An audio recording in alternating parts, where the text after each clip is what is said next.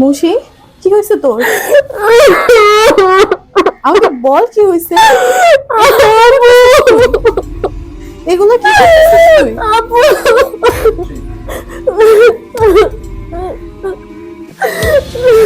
আমাকে বল কি হয়েছে। Ramim sir, Ramim sir? Ramim sir.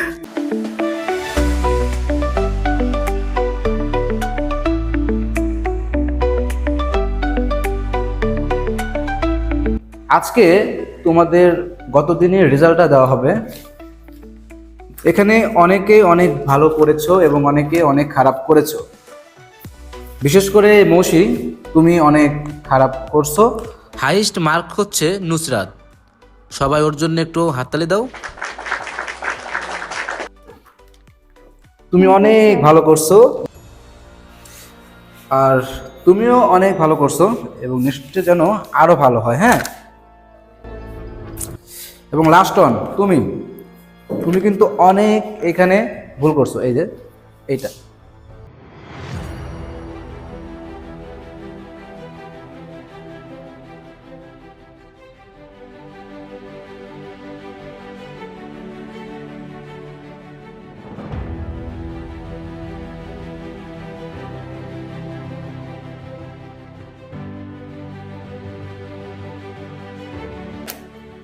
তো আজকের মতো তোমাদের ক্লাস শেষ। এখন তোমরা আসতে পারো। ধন্যবাদ।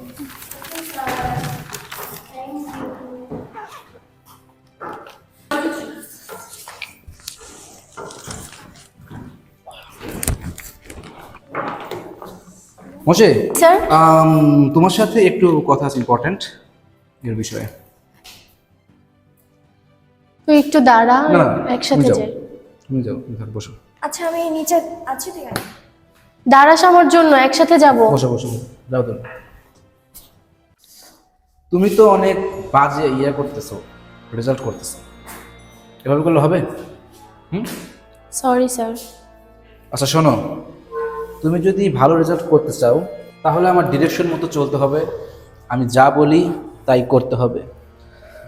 ইভেন তুমি আমার কোচিংয়ে পড়ো, তোমার 1 টাকাও লাগবে না যদি আমার কথা মতো চলো। সোজা সাপটা বলতে গেলে আমাকে তোমার খুশি করতে হবে। স্যার, আমি বাসায় যাব। বাসায় তো অবশ্যই যাবা, বাসায় যাওয়ার জন্য তো আসছো, তাই না? স্যার, আমি আজকে উঠি স্যার। দাঁড়াও, কই যাও? স্যার, আমি বাসায় যাব। স্যার, আমি বাসায় যাব। স্যার, দাঁড়াও। স্যার, আমি বাসায় যাব। স্যার, আমি বাসায় যাব। স্যার, স্যার, আমি বাসায় যাব। স্যার, আমি চলে যাবো। স্যার, আমার কিচ্ছু লাগবে না। স্যার, আমার কিচ্ছু লাগবে না। আমি চলে যাবো। স্যার, না! মিমি! মিমি!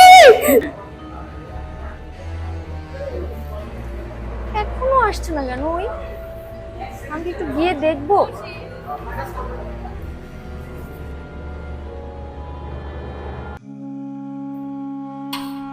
মৌসি, কি রে? কি হয়েছে তোর? কিছু না, বাসায় চল, বাসায় চল। স্যার, কি হয়েছে ওর? ওর মনে হয় শরীর খারাপ, বুঝছো? যাও, ওকে বাসায় নিয়ে যাও।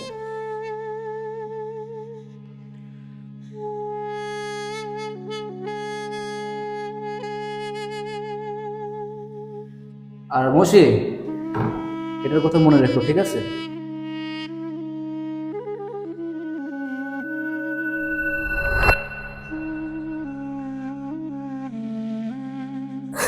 আমি তো ওনাকে একজন বিশ্বস্ত মানুষ বলেই ভাবতাম। আমার উচিত ছিল তোর জন্য একটা মেয়ে টিচার রাখা। আমি চাইবো তুই রুখে দাঁড়া। আজকে তুই বেঁচে ফিরেছিস, কালকে অন্যরা তো বেঁচে ফিরতে নাও পারে। আমি আমি রুখে দাঁড়াও।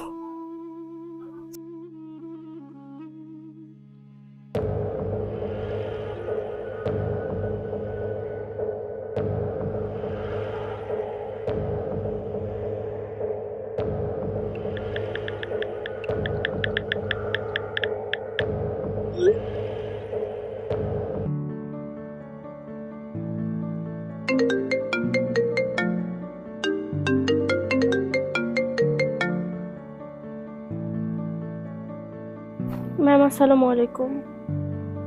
ওয়ালাইকুম আসসালাম। আমি আসলে ফেসবুকে তোমার একটা পোস্ট দেখেছিলাম, কি হয়েছে ব্যাপারটা জানার জন্য কল করেছিলাম। আমি যদিও বুঝতে পেরেছি তুমি কাউকে কোচিং এ এসে আমার সঙ্গে সকালে দেখা করো। আচ্ছা ঠিক আছে ম্যাম।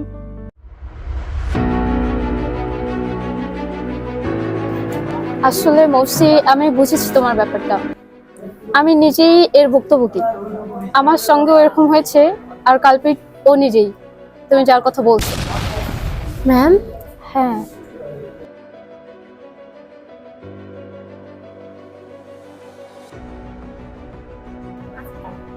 ম্যাম, আমি চুপ থাকতে চাই না, আমি এটা প্রতিবাদ করতে চাই। ইনফ্যাক্ট আমার মনে হয় আমাদের সবাই এটা প্রতিবাদ করতে চাই। তোমরা কি চাও কালকে স্যার আসুক, দেন আমরা সবাই মিলে স্যারকে ধরতে চাই? কিন্তু ম্যাম, একটা সমস্যা আছে। কি সমস্যা? ম্যাম, স্যারের ফোনে আমার ভিডিওটা এখনো আছে।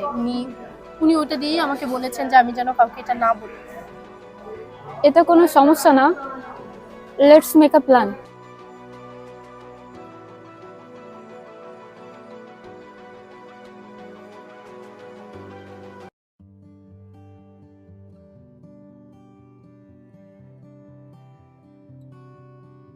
তো আজকের টপিকটা তোমরা সবাই বুঝতে পারছো না?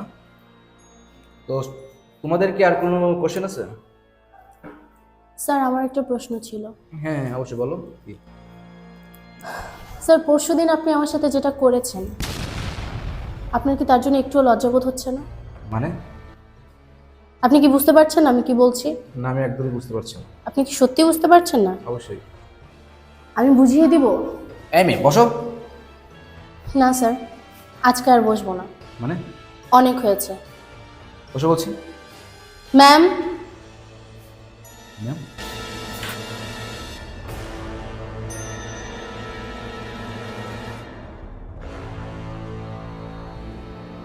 আপনি এখানে?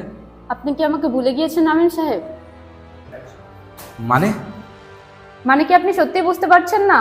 আপনি কত মেয়ের সঙ্গে এভাবে আরো অসভ্যতম করবেন, কত মেয়ের জীবন এভাবে নষ্ট করবেন? আমি কোনো মেয়ের জীবন নষ্ট করিনি। তোমাদের কাছে কি প্রমাণ আছে সবের? প্রমাণ? ওকে, যখন পুলিশ আসবে তখন বুঝতে পারবেন। ওয়েট। পুলিশ?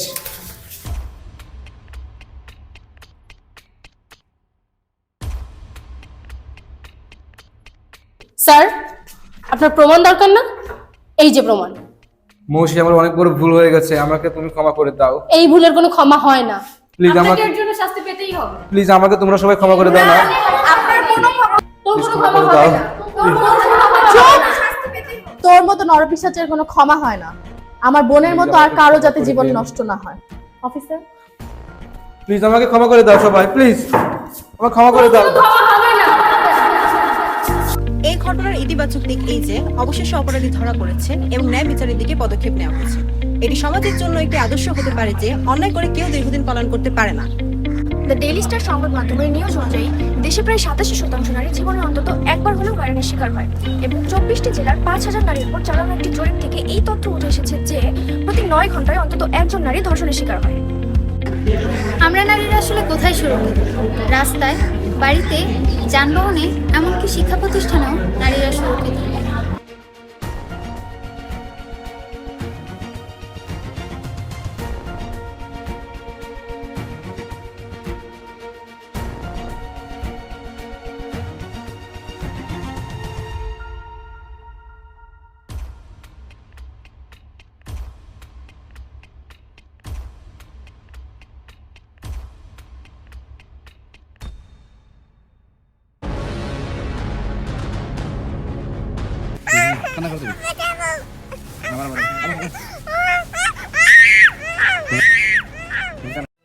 এই বিষয়ের উপর ভিত্তি করে আরো অনেক ধরনের ভিডিও বানানো হয়েছে।